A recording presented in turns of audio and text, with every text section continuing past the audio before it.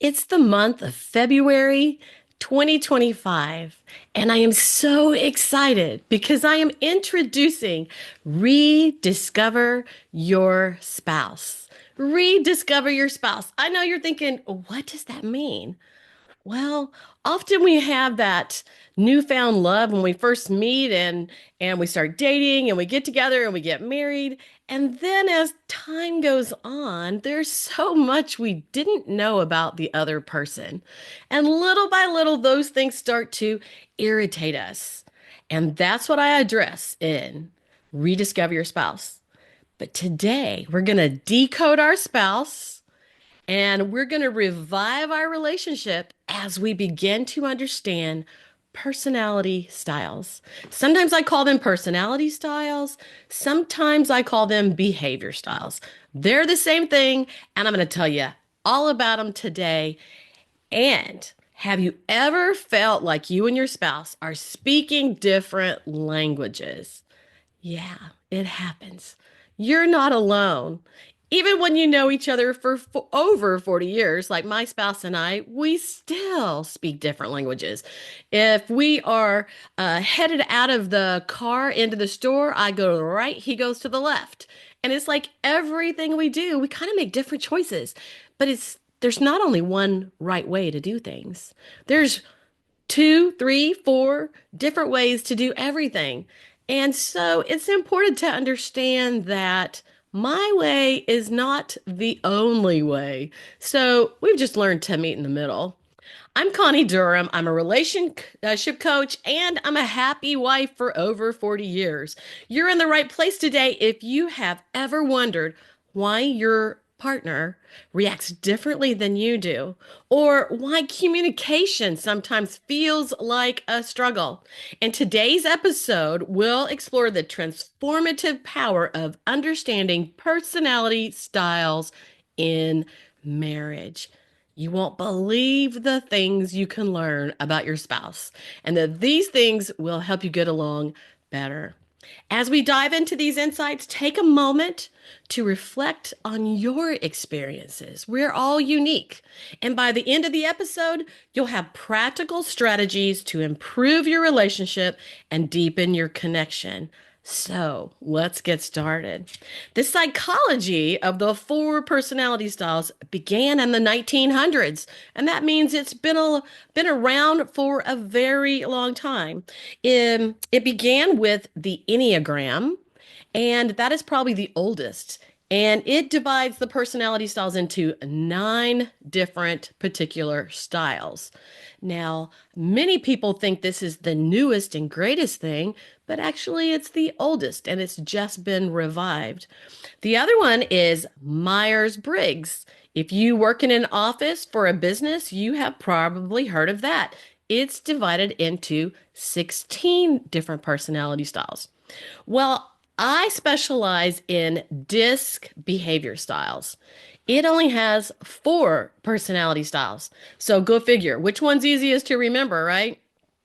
Four main personality styles, and then those you have a top area in each personality style, and then you have a blend of several others, and everyone is unique, and that's why it's important to get a personal behavior style assessment that tells you all these things about your personality style, how to get along with other people, who's opposite. I mean, it's full of all different things. In fact, the behavior style assessment will also help you at work. Yes, and with your kids and with your in laws. All right, so your top style predicts how you process things. Think about your spouse and yourself and how maybe one processes things very quickly and makes a quick decision, and the other takes days, weeks, months. Think about your temperaments. How one person's super patient and the other person might fly off the handle really quickly. Think about your preferences. One person likes the house super neat and the other person really doesn't care. And it's about having self awareness. When we're self aware of our behavior, Yeah, we're aware of our spouse's behavior, right? But when we're aware of our own behavior and what works well with our spouse, what digs into our spouse, then we begin to understand how to get along better. Are you willing to learn? That's the first place. If you're not willing to learn and you don't want to know anything, might as well stop here. But if you're willing to learn, you can. You can learn how to get along better with your spouse. All right. When you understand your personality style, you begin to recognize how you and your spouse express frustration, how you release stress, what motivates you, and do you and your spouse fill your cup the same way?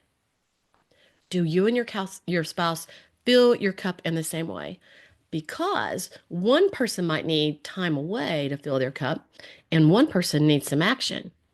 Find what you need most in your life to thrive, because you can find middle ground, even if you are opposites. Just one spouse understanding the personality styles will help you get along better, because then you'll be like, oh, that's just how they act when they're frustrated. Oh, that's what happens when they get mad. Now you understand it's not about you, it's about them. All right, so number one, we're going to unlock the love languages. I know you've heard of the love languages, but the problem is that many couples speak different love languages, leading to miscommunication and feelings of neglect. Do you ever feel alone, like your spouse just does not understand you, doesn't understand what you need from them? They're not listening. What you need most may not be what your spouse needs most. You know, I have a free gift at theextraordinarymarriage.com/5 needs, and it is called The Chemistry of Lasting Love. The chemistry of lasting love. And it gets down to what you and your spouse need most from each other. Find that on my webpage. All right. That is a free gift, and it is the place to begin to understand your spouse better. And it's free. So you should grab it. Make sure you grab that. All right. Let's look at the five love languages, though. Now, I'm not going to go through all these. I do have this in some prior podcasts, or you can search my YouTube for that. But five love languages. Basically, I have to say, whenever my husband and I stop to do these, and I ask him his love languages, I didn't realize. I mean, I had been married for many, many years when I asked him that, and I didn't realize what his love language, was. And by just talking, listening to each other, you start to learn these things. The one of the five is words of affirmation. Now, if you're married to an opposite person in personality than you are, you might need affirmation. Just somebody to say, wow, I appreciate that. Wow, great job. I believe in you. But if you're married to the opposite person, they won't. They don't give compliments. The opposite doesn't give compliments.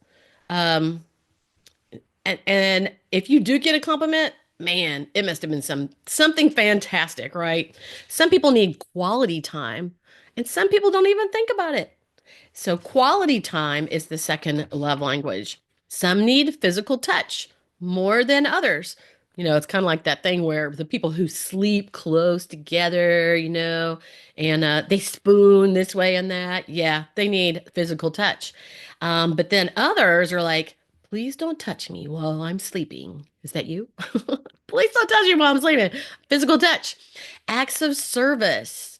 Some people naturally give acts of service, and this is actually connected to one of those personality styles, one of the four styles.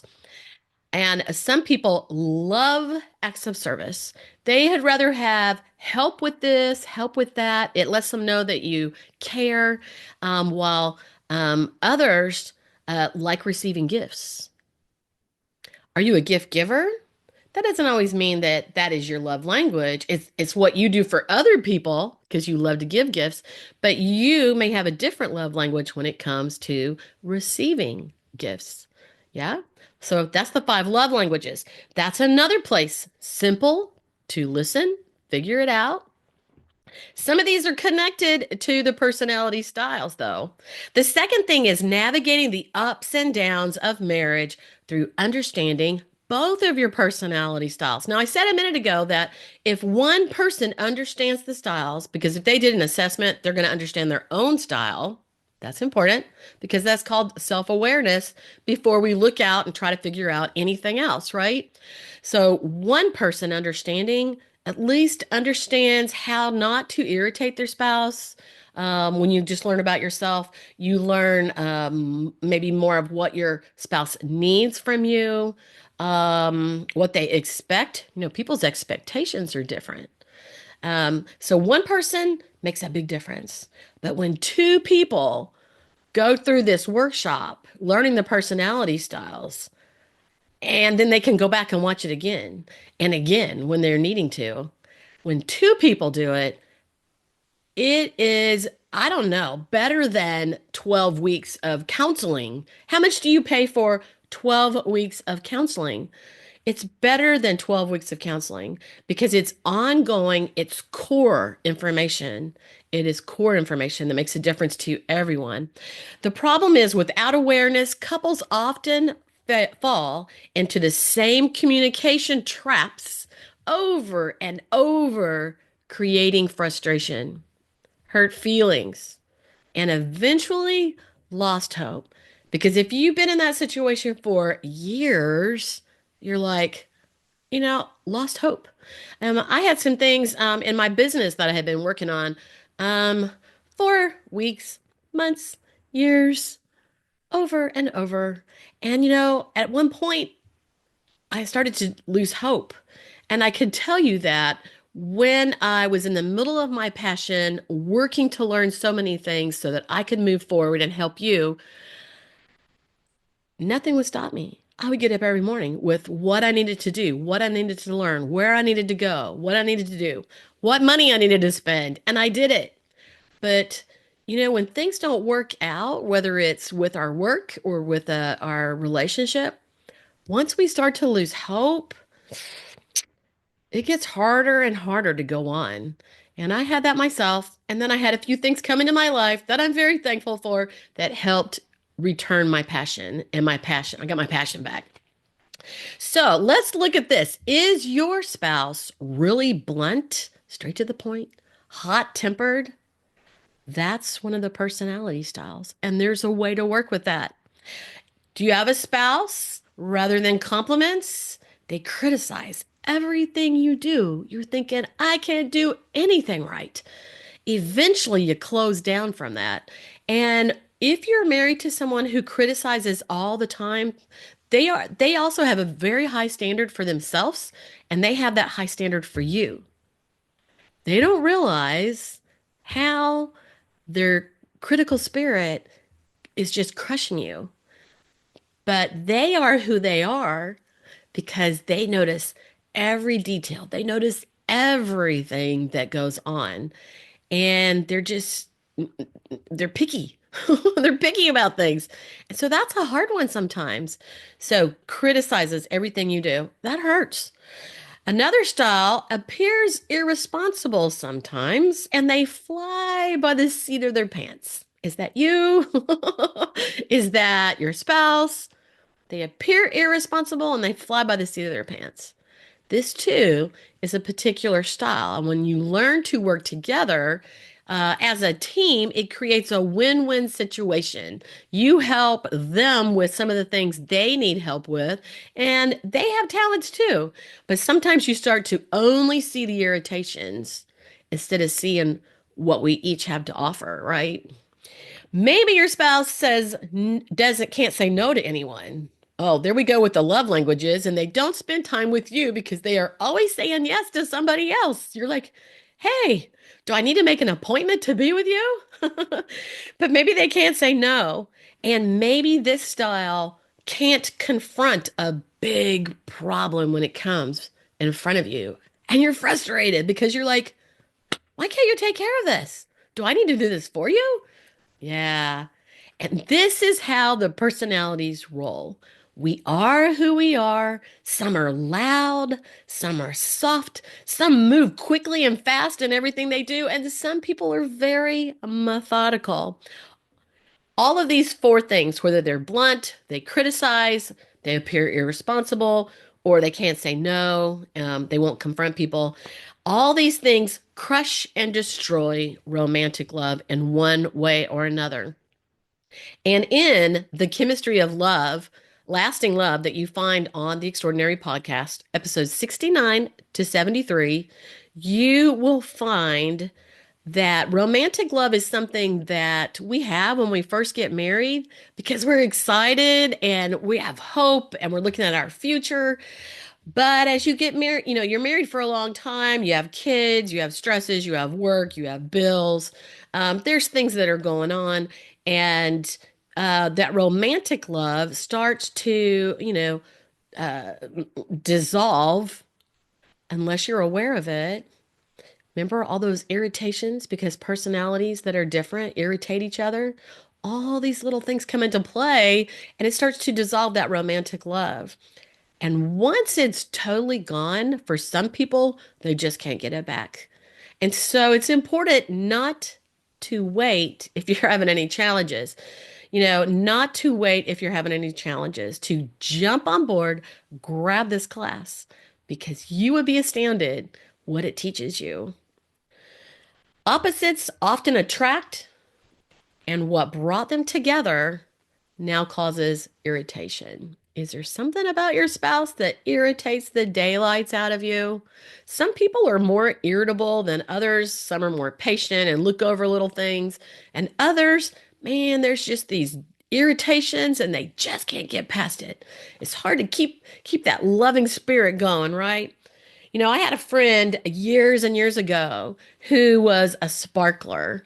She was a sparkler and she loved to do many things. In fact, she sang and she had a beautiful voice. She had a beautiful voice. She loved to talk to people and had a lot of passion, very excited kind of person. And, she attracted people. And that's how she attracted her husband. And I'm sure that he loved that about her. But he was opposite. And so when they got married, everything that he loved about her, her sparkle, her singing, her enthusiasm, all of those things irritated him.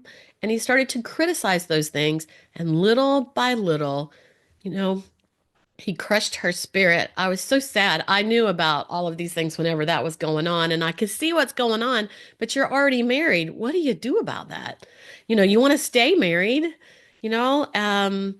Anyway, they stayed married, but he crushed her spirit. She no longer sang. She was told that was being a show off to sing in front of people.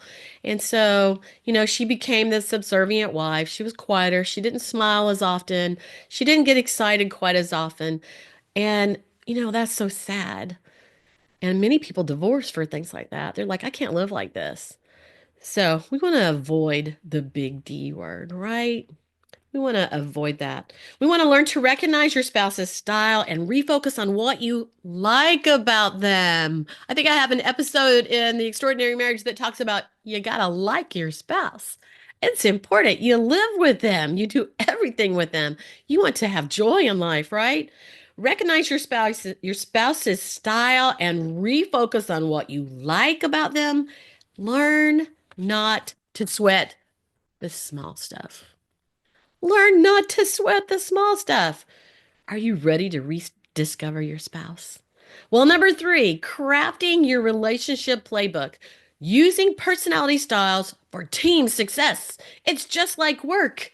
Whenever you're the leader at work and you have 8 people around you that the goal, where you want to go, and you pan it out, share the responsibilities with those 8 people. Everybody does their job and you have success. When we go it alone, we have to figure it out all by ourselves and do all the work those other 8 people are doing. Well, marriage is kind of like that. Learn how to work with your spouse just like you are teammates.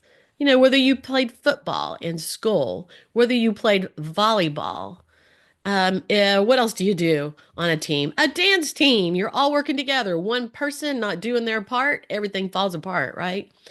Teamwork is the same thing in marriage. Working as a team, 2 people can do much more than one, and you support and undergird each other, right? The problem is there's differences in decision making that can be frustrating, and this can create tension, and with some partners needing time and others wanting to rush. These things cause resentment. So if you're planning a vacation and your spouse is just insist upon planning the vacation and you're like, you want to take it in 2 months, and it's 3 months have gone by and they're still researching all the details, and you're like, we never go on vacation. You're just always thinking about it, right? But if you're a person who rushes through the details, make quick decisions, doesn't mean this is always bad, but you make quick decisions and you forget to do something you're supposed to or pay attention to a detail, then they're frustrated with you. So it kind of goes both ways. So differences in decision making can cause tension. Is that true for you? Well, quick processors sometimes lack all the details. Quick processors. They gather the things really quickly. They and they make a decision.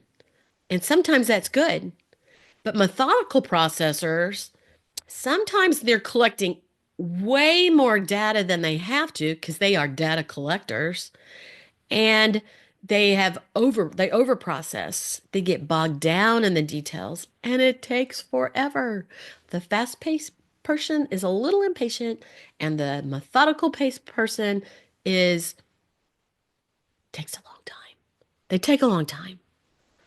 So think about a trip that you're getting ready to go on. Like I said, think about a trip. Think about all the things have to be included in that. You got to figure out when you'll go, take off of work, book a hotel, figure out what activities you're gonna do, um, figure out the weather. What you're gonna wear, pack your bags. There's so many things that go into it, and you don't want to wait to the last minute. Somebody waits to the last minute. That's frustrating. Somebody who overprocesses. That's frustrating. So recognize your strengths and your weaknesses at the same time that you are recognizing your spouse's weaknesses. Also recognize their strengths. Learn to talk and to listen. Sometimes we are major talkers and others are major listeners. We, as spouses, need to be both. If we're a talker and we want to be listened to, we must also listen. If we, yeah, just that. If you're a listener, you also got to talk. Sometimes the person who's a great listener doesn't share their opinions. You don't know what they're thinking. Unless they learn to talk to you and open up, then you don't know what they're thinking. We can't read your mind if you don't tell us something, right? So it's important to share your thoughts kindly and to listen. And sometimes when you're listening, you can kind of repeat things back once in a while to let them know you're listening. Keep your eyes on them. This is one of my things. My kids even told me when they were teenagers, Mom, look at me. Are you listening? Probably because I said that to them when they were younger. And if they didn't have my eyes, I am distracted easily. So if they didn't have my eyes and I'm not looking at them, I might not be listening. And they learn that. So learn to share and learn to listen. Uncover how to respect your differences when you understand the personality styles. The fourth thing is weathering life's storms together, not alone, but together with personality styles as your compass. The problem with this is eternal pressures from outside often hit each spouse differently based on their disc profile, creating misunderstandings and about emotional responses. So one person gets upset and starts to yell. Well, I don't like to be yelled at. Do you? When you're flipping the stations on the TV, you have those proactive people who are announcing or talking about something, and you have the reactive people going nuts. Woo, turn that off quick. And if it's your spouse who their emotional response is to get all riled up, you're like, "Oh my gosh, not again," right? These things create misunderstandings and frustrations. Remember, I said learning to focus on your spouse's strengths are helpful and try to get past these things that pull you down? All right. People respond differently. Let's think about change. I love change. I get a little bored. I need something new. I want to try something different at the restaurant. I want to go to a new place for vacation. I love change. If I've worn the same clothes for several seasons, I need a few new things because I look in my closet and I think I don't have anything to wear. But yeah, I do, but nothing I want to wear. I need change. And at the same time, some people don't like change. It's like going out on a limb. They're afraid the limb's gonna break. They like it the way it is. They don't want any change. And for my husband and I, it happens that I love change, and he could just do the same thing all the time. So we kind of meet in the middle. Actually, he meets me a lot. He meets me a lot, and he does new things because he knows that I enjoy them because he cares, and he is awesome. Yes. All right. Let's see where I was. Okay, so focusing on strengths, people respond differently to change. And then also, problems are criticism, sarcasm, and anger. All are these are connected, and you learn about them when you learn about the personality styles. You can learn ways to not trigger that anger. You can learn ways to not allow that anger to hurt your feelings so much because this is just what they do. I kind of like to say the person who gets angry all the time, that the Charlie Brown cartoons, and I think it's the parents or somebody who's always going wah wah wah wah wah wah wah. Well, if you can learn to like look at your spouse, um, not sarcastically, but like whenever they're going ballistic and lost control, they have no self-control. Sarcasm is something that good people do when they get frustrated. So if you could recognize it, oh, they're actually feeling upset about that, right?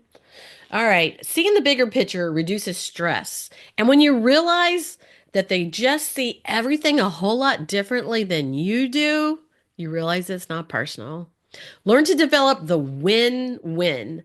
Work as a team and you will both win. Focus on what you both do well. Focus on what does not irritate you. Think hard. Write down the things that your spouse does well. My husband Jeff and I are both very self aware because we pay attention to needs. And we actually did the needs assessment that you find in the chemistry of lasting love. We did those. And you're always a little surprised. You live with somebody forever and you do something like that, and you're like, wow, well, I need to pay attention to your not only your top five needs, but your top three needs. What do you need the most? You know, and this helps you keep that romantic love. And because we understand personality styles, because I've been doing this since 2004, we talk about it. And sometimes when people don't act nice, we analyze and we think, well, this is probably why they're not being nice because dee dee dee dee dee. We analyze. And we've also used it with understanding our kids as they're growing up because all your kids are not the same, can't treat them the same. And also with spouses, as we got new spouses, and we got grandkids, we learn to use the personalities and the understanding of that to love on people more. Yeah, we use them to love people more and look past their challenging spirits sometimes. Number five, nurture growth through personality awareness. You see? Yeah, personal growth happens when you're aware of something. When you don't know what's happening, you can't help anything. Have you ever heard what a man sows, he also reaps? What a man sows, a woman too, sows, he also reaps. Whatever are you sowing love? Are you sowing patience? Are you sowing helpfulness? What are you sowing into your relationship? And you want to be proactive so that you don't have to be reactive. You want to be proactive so you don't have to be reactive. Think, what do you sow? Appreciation, patience? Do you support your spouse? Or are you constantly questioning them, maybe focusing on yourself if you're not real self aware? Or do you explode easily? The problem with recognizing the emotional needs tied to each personality style, relationships become stagnant and fail to flourish. Romantic love dies without recognizing emotional needs, without recognizing emotional needs of each of the personality styles. Very few divorces happen when people keep the romance and love that brought them together in the first place. Very few divorces happen when people keep the romantic love that brought them together in the first place. Stop a minute and think, what brought you together? What attracted you in the first place? What did y'all do together that you enjoyed doing together? What made you love spending time and wait for that phone call? Well, you might be stuck going through the motions. Your spouse might be pouting or shouting, or neediness may be getting on your nerves. Your spouse may be impatient, not listening, making you feel unloved. The truth is, it's not about you. It's about what your spouse is going through, what their past experiences are, and understanding the predictability of the ups and downs of each personality. Our emotional needs stay the same, but they become amplified whenever we're having trouble in life. There's extra stress. Things are going on. They become amplified. We did a study on these in episodes 69 to 73 of the Extraordinary Marriage podcast. And this is a great place to start. There's all kinds of great episodes in there, but that's where I would start, was with episode 69. And that's pretty new. It's your first step in uncovering what makes your spouse tick and either growing more romantic love or reviving it. Do you need to grow some more romantic love? Are you looking to increase your love life, or do you need to revive it? It's important to revive it if you're needing that. Find new ways of filling the love bank and regain romance.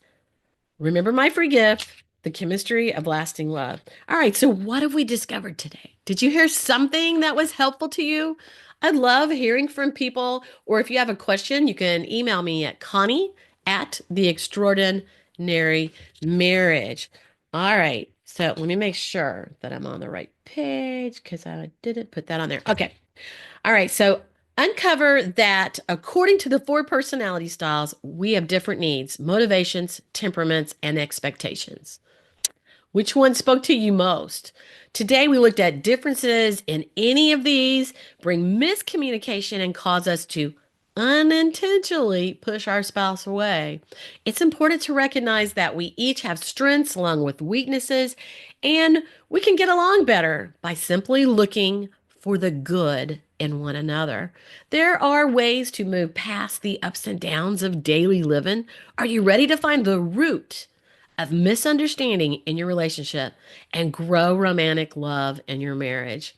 Transform your marriage into a vibrant partnership with Rediscover Your Spouse Workshop. Embrace understanding, improve decision making, and enhance intimacy. Whether you're cruising along in love or navigating some bumpy spots on the road, this fun and insightful journey promises to deepen connections between you and your spouse, and even one person understanding these concepts um, will make the difference in your relationship. Like, if two people are doing it, it would be 100%. But I would say, how would it be if you could increase your understanding and make your relationship 50% better? That's what it'll do. I have a special coupon because I'm launching the premier program on February 28th of 25. And I have a coupon for you. All you have to do is go to the page, theextraordinarymarriage.com/rediscover. And you'll also find it on my front page. It is priceless knowledge. I cannot even express or tell you how very priceless this is. I have made it so affordable because I want you to be able to afford it. And as I was going through all kinds of educational processes to learn how to put this out to you and how to lay it out and that kind of thing, you know, people charge tons these days. Tons. I have paid a lot for education, but I have this very inexpensive for you because I want you to have it. I want anyone who wants to grow their marriage and anyone who has a lot of bumpy roads each and every day. I want to help you. And I've even had people who were divorced and they went through my class and then they said, "Oh, now I understand." Now they understand, but it's too late for that one. And sometimes there's kids involved. I believe in families. I believe in families staying together. I believe in doing whatever we need to figure it out. And sometimes it still might not work out. But you know what? I would say we'll take that 80-20% rule where 80% or 20. I believe when you put in the effort, 80% of relationships can make it when they start to put in the effort and learn more, and maybe 20% don't. Which would you be in? The top 80 or the low 20? I can't know that, but it's a priceless knowledge. So, in Rediscover Your Spouse Workshop, you're going to learn 4 predictable personality styles of the D, I, S, and C, called DISC, right? We talked about that earlier. You're you're going to be tops in one area and you're going to find several other of the areas that you have part of, and we talk about that in there. Everybody's a unique mix of several different styles. Understand why you and your spouse see things differently, what you can do to support one another better. Come by yourself or come together and discuss the workshop afterwards. I'm Connie Durham, your host. Join me every week and grow your relationship skills with the Extraordinary Marriage Podcast. All right, so remember, go to my page, theextraordinarymarriage.com/rediscover.